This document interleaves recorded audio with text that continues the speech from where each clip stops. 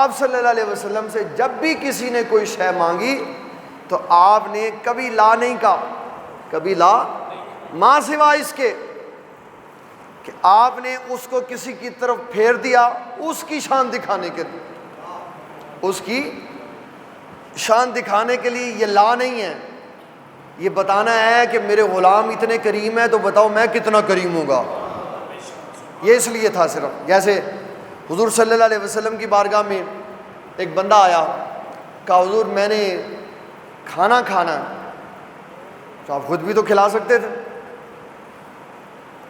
اور جو وفود آپ کے پاس آیا کرتے تھے ان کا یہ طرز عمل ہوتا تھا، آقا کریم صلی اللہ علیہ وسلم کے پاس ایک وفد آیا، آقا کریم صلی اللہ علیہ وسلم نے ان کے چہروں کی خشک سالی دیکھی اور چہروں کے رنگ دیکھے اور آنکھوں کی پلاہٹ دیکھی، تو آپ کو یہ نظر آیا کہ انہوں نے بڑی مدت سے کھانا نہیں کھایا، تو آپ کے چہرے سے ان کو دیکھ کر آپ کی آنکھوں سے آنسو بہہ نکلے۔ آپ نے فرمایا بعد میں بات کریں گے تم کون ہو، بعد میں یہ دیکھیں گے تم کیا کرنے کے لیے آئے ہو، پہلے بتاؤ کھانا کھایا؟ عرض کی حضور ہم آپ کے آستانہ شریف سے ہو کے آئے تو سیدہ عائشہ صدیقہ نے ہمیں کھانا کھلا کے بھیجا۔ آپ بھی کریم ہیں، آپ کا گھرانہ بھی کریم ہے، اور آپ کے صحابہ بھی کریم ہیں سارے۔ بتانے کا مطلب یہ ہے کہ یہ جو لا ہے نا یہ نہیں ہے، اگر کبھی کسی کی طرف موڑ دیا جاتا ہے تو اس کے پیچھے کوئی نہ کوئی حکمت ہے، وہ اس میں داخل نہیں ہوتی۔ بات یہی ہے کہ لبوا ہیں آنکھیں بند ہیں پھیلی ہیں جولیاں، کتنے مزے کی بیک تیرے پاک در کی ہے، مانگیں گے مانگے جائیں گے منہ مانگی پائیں گے، سرکار میں نہ لا ہے نہ حاجت اگر کی ہے، یہ بھی نہیں کہا کہ نہیں ہے، اور یہ بھی نہیں کہا کہ ہوتا تو دے دیتا، جب آیا جیسے آیا جو مانگنے کے لیے آیا اللہ کے حبیب صلی اللہ علیہ وسلم نے اس کو وہ عطا فرمایا۔ کسی نے دنیا کی چیز مانگی اس کو دی، کسی نے جسمانی شے مانگی اس کو دی۔ ابو ہریرہ نے کہا مجھے حافظہ چاہیے، آپ نے ایسے پکڑ کے ایسے ہوا میں سے کوئی شے دی، ابو ہریرہ کی سینے کے ساتھ لگا دی۔ ابو ہریرہ فرماتے ہیں اس کے بعد تا زندگی کوئی شے نہیں بھولی۔ کسی نے اپنے اعضاء کی بیماری کی وجہ سے صحت مانگی تو آپ نے صحت عطا فرما دی۔ کسی نے ٹوٹی ہوئی ٹانگ کے لیے شفقت مانگی تو آپ نے ہاتھ پھیرا تو عبداللہ بن عتیق کی ٹانگ جڑ گئی۔ کسی نے بیمار آنکھ کے لیے صحت مانگی تو آپ نے لعاب شریف لگایا تو آنکھ صحیح ہو گئی۔ مولا کائنات کہتے ہیں جب سے حضور کا لعاب لگا اس کے بعد آنکھ کبھی خراب ہوئی ہی نہیں۔ تو جس نے جو مانگا اس کو ملا، زمینی طور پر بھی اور آسمانی طور پر۔ جس نے کہا حضور مجھے جنت میں آپ کا ساتھ چاہیے، آپ نے اس کو وہ بھی دیا، یہ نہیں کہا کہ میرے اختیار میں نہیں ہے، یا یہ نہیں کہا جو میرے پاس ہے وہ مانگو۔ جنت کس نے دیکھی ہے؟ جنت کس نے دیکھی ہے؟ بلکہ مصنف ابن ابی شیبہ میں ابن ابی شیبہ نے تو تاریخ ہی بدل دی یہ بات سنا کر۔ کہا رسول اللہ صلی اللہ علیہ وسلم نے جب فرمایا، حضرت ابو ہریرہ رضی اللہ تعالیٰ عنہ راوی اور حضرت ابو بکر صدیق اس حدیث کا مرکزی کردار ہے، عرض کی حضور آپ یہ نہیں جو فرمایا کہ اللہ نے میری امت کے 70,000 بندوں کو بغیر حساب و کتاب جنت میں بھیجنا ہے، تو حضور یہ تھوڑے نہیں ہیں، حضور یہ تھوڑے نہیں۔ یہ کون کہہ رہا ہے؟ صدیق اکبر رضی اللہ تعالیٰ عنہ، جو اس امت کے افضل ترین بندے۔ آج لوگ ڈگمگا رہے ہیں، فلاں فلاں فلاں فلاں پھس پھسے سے بیان دے رہے ہیں۔ 1400 سالہ ہماری تاریخ اسلام ہے، جزوی فضیلت کی بات نہیں کر رہا، جزوی فضیلتوں میں ہو سکتا ہے کئی شے کسی کے پاس زیادہ ہو، جب افضلیت کی بات ہوگی تو سیدنا صدیق اکبر کا نام سر فہرست ہوگا، اور صبح قیامت تک سیدنا صدیق اکبر کی افضلیت سے انکار کرنے والا اہل سنت کے دائرہ کار سے باہر نکل جائے گا، یہ یاد رکھیے گا ہمیشہ۔ کسی کے روب اور دبدبے، کسی کی طاقت اور کسی کی پاور اور کسی کے پیچھے بندوں کی کثرت کی وجہ سے عقیدہ نہیں بدلا جا سکتا۔ ایک بھی بندہ دنیا میں زندہ رہ جائے گا، اس کا یہ عقیدہ ہوگا تو وہی صحیح ہوگا، باقی سارے غلط ہوں گے۔ اور وہ عقیدہ صحیح کیا ہے کہ کائنات میں حضور صلی اللہ علیہ وسلم کے بعد جو افضل ترین بندہ ہے اس کا نام ابو بکر صدیق ہے، یہ اہل اسلام کا عقیدہ ہے۔ سیدنا ابو بکر صدیق عرض کرتے ہیں حضور یہ بندے تھوڑے نہیں ہیں۔ آپ نے فرمایا ابو بکر تو زیادہ کر دیتے، زیادہ کر دیتے، زیادہ کر دیتے۔ یہ اختیار ہے، آپ کی عادت کریمہ ہے۔ کہا حضور تھوڑے ہیں، فرمایا زیادہ کر دیا ہم نے۔ کہا حضور کتنے کر دیے؟ فرمایا 70,000 کے پیچھے 70,000 کھڑے کر دیے، یعنی 70,000 ایسے کر دیے اور پھر ہر ایک کے پیچھے 70,000 کھڑے کر۔ عرب عرب بندے، فرمایا ہم بغیر حساب جنت میں بھیج دیں گے۔ اللہ اکبر۔ یہ حضرت جابر رضی اللہ تعالیٰ عنہ فرماتے ہیں رسول اللہ صلی اللہ تعالیٰ علیہ وسلم آپ کی عادت کریمہ نہیں تھی کہ کوئی آپ سے کچھ مانگتا تو آپ انکار کر دے دیتے۔ جو کوئی مانگتا، اور یہ اولیاء اللہ کی شان ہے کہ ان کے اندر حضور صلی اللہ علیہ وسلم کا یہ وصف ہوتا ہے۔ حضور صلی اللہ علیہ وسلم کے پاس بطور معجزہ، اور اولیاء کے پاس حضور صلی اللہ علیہ وسلم کے فیضان کا اثر ہوتا ہے کہ جب ان سے کوئی شے مانگی جاتی تو دے دیتے۔ حضرت انس کہتے میں حضور صلی اللہ علیہ وسلم کے ساتھ تھا، آپ دو بستیوں کے درمیان کھڑے تھے اور ان کے ارد گرد پہاڑ، بڑے بڑے پہاڑ تھے۔ ایک بندہ آیا اور کہنے لگا حضور میں نیا مسلمان ہوا ہوں، یہ لاؤ لشکر آپ کے پاس ہے، یہ لاؤ لشکر آپ کے پاس ہے، بکریوں کا ریوڑ آپ کے پاس، تو میں نیا مسلمان ہوا ہوں تو کچھ بکریاں مجھے عنایت فرما دے، میرے قبیلے نے بائیکاٹ کر دیا تو میں اس کا دودھ پیوں گا، ان کو چراؤں گا، میرے گھر کا ساز و سامان سلسلہ چلے گا، آپ شفقت فرمائیں تو تھوڑی سی بکری۔ اس کا خیال تھا کوئی 4 5 6 بکریاں مجھے دے دیں گے۔ تو حضرت انس رضی اللہ تعالیٰ خادم تھے نا حضور پاک کے، تو ساتھ رہتے تھے جہاں حضور جاتے تھے، تو فرماتے ہیں کمال فیاضی تھی حضور کی، آپ نے اس سے فرمایا جاؤ ساری بکریاں لے جاؤ، جاؤ ساری بکریاں لے جاؤ۔ ہے کوئی فیاض دنیا میں ایسا؟ اپنے پاس کوئی شے نہیں چھوڑی۔ اور پھر وہ گیا بندہ اور اس نے اپنی قوم سے کہا، کہنے لگا اے قوم اسلمو، اے میری قوم آؤ تمہیں اسلام کی طرف لے چلوں، فواللہ ان محمد لیعطی آتان ما یخاف اللہ فقرا۔ فرمایا میں اس نبی کا ماننے والا ہوں، میں نے اس نبی کا کلمہ پڑھا ہے جو اپنا سارا کچھ دے دیتے ہیں اور انہیں فقر کا خوف ہی کوئی نہیں۔ آؤ ہم ان کے مسلمان ہو جاتے ہیں۔ یہ حضور کی عادت ہے۔ کیا مانگا؟ کہا حضور تھوڑی سی بکریاں دیں، فرمایا جاؤ ساری لے جاؤ۔ اللہ اکبر۔ بڑا حوصلہ چاہیے کچھ دینے کے لیے بابا، اپنی شے دینے کے لیے بڑا حوصلہ چاہیے، اپنی شے دینے کے لیے بڑا حوصلہ چاہیے۔ لوگ تو پانی کا گلاس نہیں پلاتے۔ کہاں بیٹھے ہوئے ہیں آپ بٹ صاحب؟ اللہ اکبر۔ نبی اکرم شفیع معظم صلی اللہ تعالیٰ علیہ وسلم کی عادت کریمہ میں سے ایک عادت یہ بھی تھی، یہ میں مشکات شریف سنا رہا ہوں کہ آپ صلی اللہ تعالیٰ علیہ وسلم، یار پانی تھوڑا سا لانا، آپ صلی اللہ تعالیٰ علیہ وسلم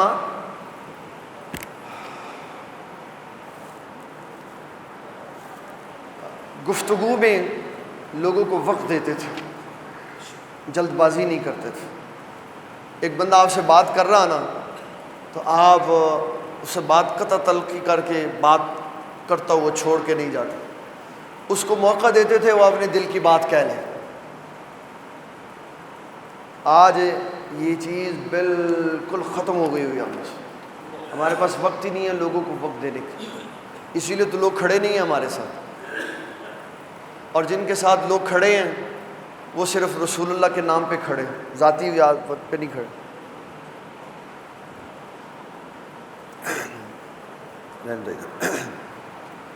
اللہ اکبر۔ حضور صلی اللہ تعالیٰ علیہ وسلم کی عادت کریمہ تھی کہ آپ لوگوں کو وقت دیتے تھے۔ کوئی آ جاتا نا آپ صلی اللہ علیہ وسلم ان سے اپنے آپ کو چھڑوا کر جاتے نہیں تھے، حتیٰ کہ اگر کوئی مصافحہ بھی لیتا نا تو آپ صلی اللہ علیہ وسلم اس سے اپنا ہاتھ نہیں چھڑواتے تھے۔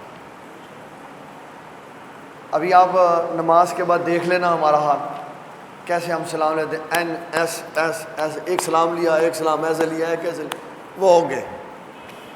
لیکن حضور صلی اللہ تعالیٰ علیہ وسلم آپ ایسا نہیں کرتے تھے۔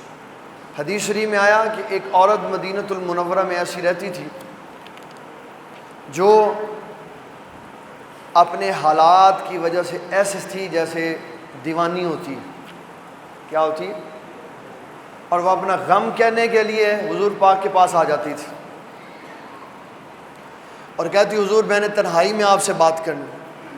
تو آپ اس جگہ پہ چلے جاتے جہاں دور سے تو صحابہ نظر آ رہے ہوتے لیکن علیحدہ ہو جاتے.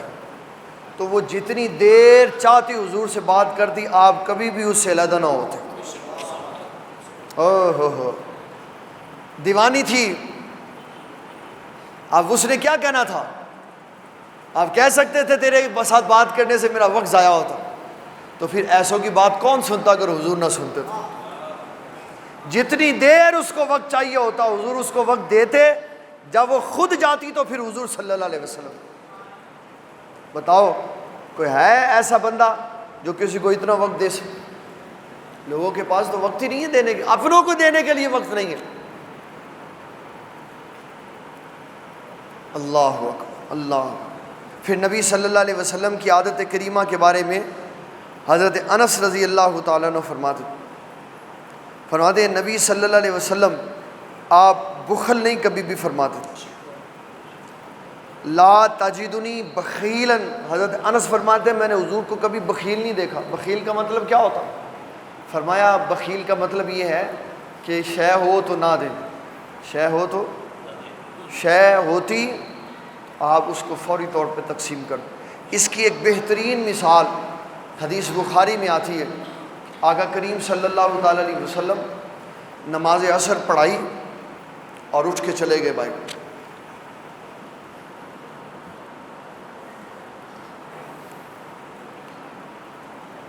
کپڑا شریف آپ نے اپنا رومال مبارک مصلے پہ رکھ دیا. اس کا مطلب تھا کہ آپ دوبارہ واپس آئیں گے. تھوڑی دیر کے بعد آپ واپسی تشریف لے آئے تو صحابہ نے عرض کی حضور آپ کدھر گئے تھے؟ آپ آقا کریم صلی اللہ علیہ وسلم نے فرمایا نماز میں مجھے یہ خیال آیا کہ گھر میں سونا پڑا ہوا, تو میں نماز کے بعد اس لیے چلا گیا کہ یہ نہ ہو سورج غروب ہو جائے اور سونا میرے گھر میں رہ جائے, تو میں لوگوں میں تقسیم کرنے کے لیے چلا گیا. یہ ہے بخیل کا معنی. لا تجدنی بخیلا کہ میں نے حضور کو بخیل نہیں پایا. اور بابا آپ اندازہ لگائیں حضور پاک صلی اللہ علیہ وسلم تو حضور ہیں, آپ کی تو شان ہی وراء الورا. سیدہ عائشہ صدیقہ رضی اللہ تعالیٰ عنہا کو کوئی نذرانہ دیتا تھا تو وہ روزہ افطار ہونے سے پہلے تقسیم فرما دیتی تھی. یہ اس زمانے کی بات ہے جس زمانے میں بکری 1 درہم کی اور گائیں اور اونٹ 3 درہم کے مل جاتے تھے. اس زمانے میں حضرت عائشہ صدیقہ کو لوگ 1 لاکھ درہم نذرانہ پیش کرتے تھے. 1 لاکھ درہم. حضرت عائشہ صدیقہ رضی اللہ تعالیٰ عنہ کو نذرانہ آیا 1 لاکھ درہم. آپ نے خادمہ کے ذریعے پیغام بھجوا دیے گھروں میں کہ ام المومنین رضی اللہ تعالیٰ عنہ فرما رہی ہیں جس کو پیسے چاہیے وہ لے جائے آ کے. جو آتا گیا اس کو تقسیم فرما دیے. اب جب عصر کے قریب کا وقت ہوا تو سارے پیسے سے تقسیم ہو, 1 لاکھ درہم تقسیم ہو گئے. ایک خاتون آئی کہنے لگی مجھے بھی کچھ سامان چاہیے. تو آپ نے خادمہ سے کہا اس کو واپس خالی نہیں بھیجنا. کہنے لگی اماں جان پیسے ختم ہو گئے. آپ نے فرمایا کھانا پکا ہوا گھر میں؟ کہا جی ہاں. فرمایا اس کو کھانا دے دو, خالی نہیں بھیجنا. نماز مغرب کا وقت ہوا تو فرمایا کھانا لاؤ, افطاری کرنی. تو کہا وہی کھانا تو آپ نے ادھر بھیج دیا. تو فرمایا کوئی بات نہیں, آج ہم پانی سے روزہ افطار کرتے ہیں. جن کی ازواج اتنی خوبصورت مزاج کی ہوں, وہ بخیل نہ ہو, تو یہ سارا کچھ تو انہوں نے حضور پاک صلی اللہ علیہ وسلم سے سیکھا. پھر دوسری بات ارشاد فرمایا نبی صلی اللہ علیہ وسلم کبھی مذاق میں بھی جھوٹ نہیں بولتے تھے. نبی صلی اللہ علیہ وسلم کبھی مذاق میں بھی جھوٹ نہیں بولتے. ہمارے گھروں میں بڑے سارے جھوٹ بولے جاتے ہیں مذاق. اس کی ایک بہترین مثال حضور صلی اللہ علیہ وسلم نے فرمائی. آپ نے دیکھا ایک خاتون اپنے بچے کو بلا رہی ہے تو وہ نہیں آ رہا, اس کو کہہ دی ادھر آؤ میں تمہیں کھجور دوں. اب وہ کھانے کی چیز تھی، جس طرح کوئی بچے کو کہتا ہے ٹافی لاؤ، ٹافی دوں، چاکلیٹ دوں، آئس کریم دوں، تو بچے آ جاتے. اس نے کہا میں آج تمہیں کھجور دوں گی. بچہ آ گیا. آقا کریم صلی اللہ علیہ وسلم نے فرمایا اس کو کھجور دینی تھی؟ کہا جی حضور دینی تھی. فرمایا اگر نہ دینی ہوتی تو یہ بھی تیرا جھوٹ لکھا جاتا. ہم اس طرح کے سینکڑوں جھوٹ گھروں میں بولتے ہیں، اور یہ ہمارے آقا صلی اللہ علیہ وسلم کا وصف کریم ہے کہ آپ صلی اللہ علیہ وسلم نے کبھی مذاق میں بھی جھوٹ نہیں بولا. مذاق میں جھوٹ، حدیث اسی کی قائل ہے. چاہے فقہا جو مرضی کہتے پھرے، چاہے فقہا اور بیوی تے شوہر دی جناب صلح کرانے سے جھوٹ بول سکتا. حضور نے تو کبھی نہیں ایسا کب بات کی. حضور صلی اللہ علیہ وسلم کی حدیث سے تو نہیں نکلتا کہ آپ فرماتے ہو کہ بیوی اور شوہر کی صلح کروانے کے لیے جھوٹ. ہاں یہ کر سکتے ہو کہ میاں اور بیوی کی صلح کرانے کے لیے مصلحانہ کردار ادا کر سکتے ہو. جھوٹ کیا؟ جھوٹ ہے، جھوٹ ہے جس کیفیت میں بھی بولا جائے. اللہ تعالیٰ جب اپنے انبیاء کا ذکر کرتا تو فرماتا ہے وَاذْكُرْ فِي الْكِتَابِ إِبْرَاهِيمَ إِنَّهُ كَانَ صِدِّيقًا نَبِيًّا وَاذْكُرْ فِي الْكِتَابِ إِسْمَاعِيلَ إِنَّهُ كَانَ صَادِقَ الْوَعْدِ وَكَانَ رَسُولًا نَبِيًّا وَاذْكُرْ فِي الْكِتَابِ مُوسَىٰ إِنَّهُ كَانَ صِدِّيقًا نَبِيًّا وَاذْكُرْ فِي الْكِتَابِ إِدْرِيسَ إِنَّهُ كَانَ صِدِّيقًا نَبِيًّا. فرمایا یہ وہ نبی ہیں جن کے وصف میں ہم نے سچائی ڈالی ہوئی ہے. اللہ تعالیٰ کے انبیاء صدیق، حضور کے صحابہ صدیق، اور صدیق کا کام نہیں ہوتا وہ جھوٹ بول. صدیق کا کام لہذا آپ صلی اللہ علیہ وسلم کبھی مذاق میں بھی جھوٹ نہیں بولتے تھے. یہ آپ کی عادت کریم ہے. ظاہر کبھی کبھی ایسی بات ہوتی تھی جو شاید لگتی ہو کسی کو خلاف واقعہ، لیکن خلاف واقع نہیں ہوتی تھی. اس کو کہتے ہیں مزاح. میم زے الف مزاح. ایک عورت کہنے لگی حضور میں آپ کا کلمہ پڑھتی ہوں، میں جنت میں جاؤں. بوڑھی اماں جی تھی. آپ نے فرمایا بوڑھے جنت میں نہیں جائیں گے. بوڑھے جنت میں وہ تو اس کا تو رنگ اڑ گیا اور کہا کہ یہ کیا ہو. اب بات آپ نے صحیح کی لیکن اس کو ابھی اس کا علم نہیں تھا. وہ کہنے لگی حضور کیا بنے گا پھر؟ فرمایا آپ جائیں گی جنت میں لیکن جوان ہو کے جائیں گی، جوان ہو کے جائیں گی. ایک بندے نے کہا حضور مجھے اونٹ چاہیے. فرمایا میرے پاس اونٹنی کا بچہ ہے، میرے پاس اونٹنی کا بچہ ہے. کہتے نہیں مجھے بچہ نہیں چاہیے، مجھے اونٹ چاہیے. آپ نے فرمایا میرے پاس اونٹنی کا بچہ ہے. تو کہتے نہیں وہ نہیں صحیح. اور فرماؤ اللہ کے بندے اونٹ بھی تو اونٹنی کا بچہ ہی ہوتا ہے. اس طرح کی طبیعت میں محبت ضرور تھی لیکن کسی بات میں آپ جھوٹ نہیں بولا کرتے تھے.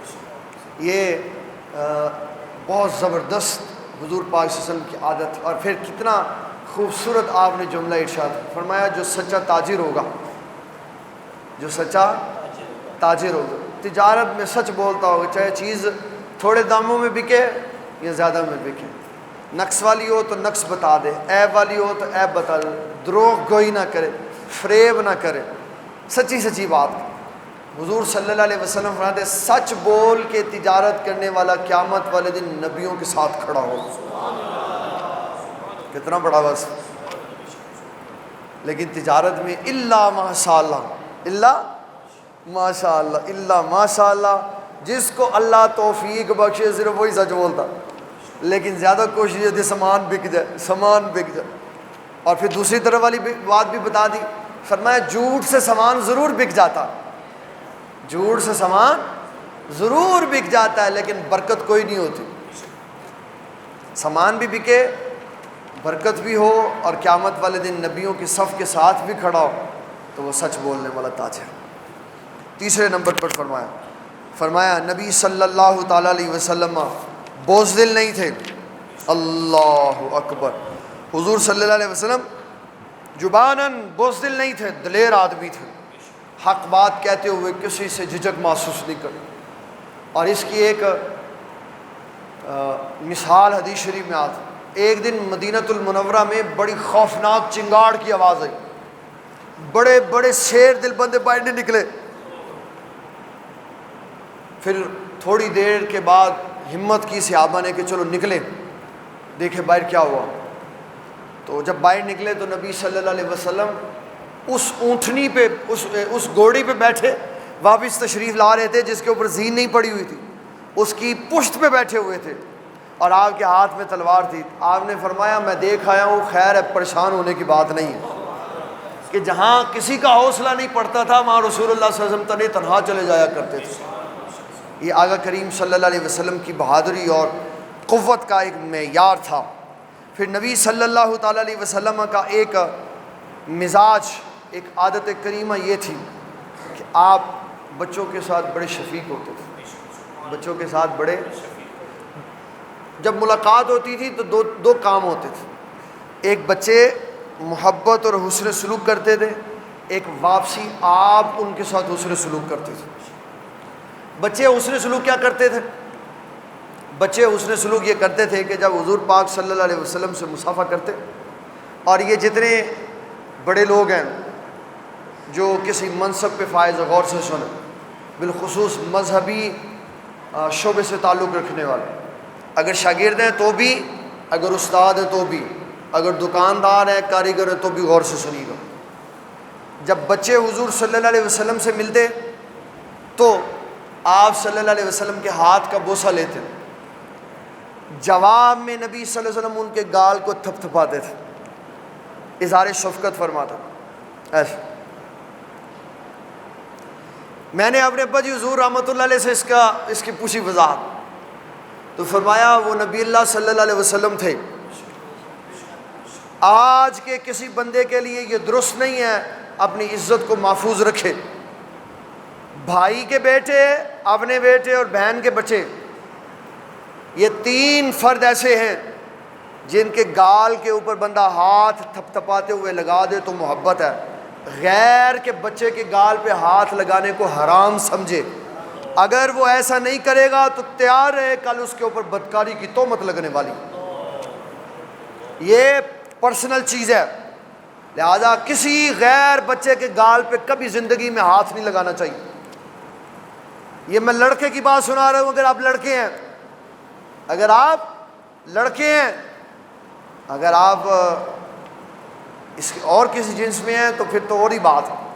اگر آپ مرد ہیں تو پھر آپ مرد ہو کے کسی غیر بچے کے چہرے پہ ہاتھ نہیں لگا سکتے, یہ سخت ناجائز ہے. ہاتھ لگانا دور کی بات ہے.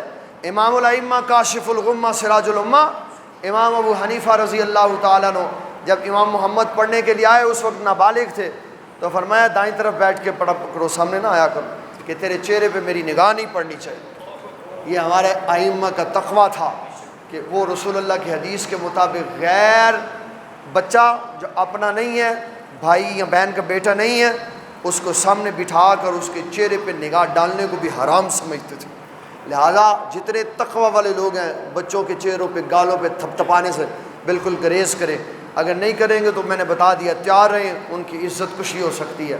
اللہ تعالیٰ دین اسلام کا فہم عطا فرمائے. وما علینا الا البلاغ المبین.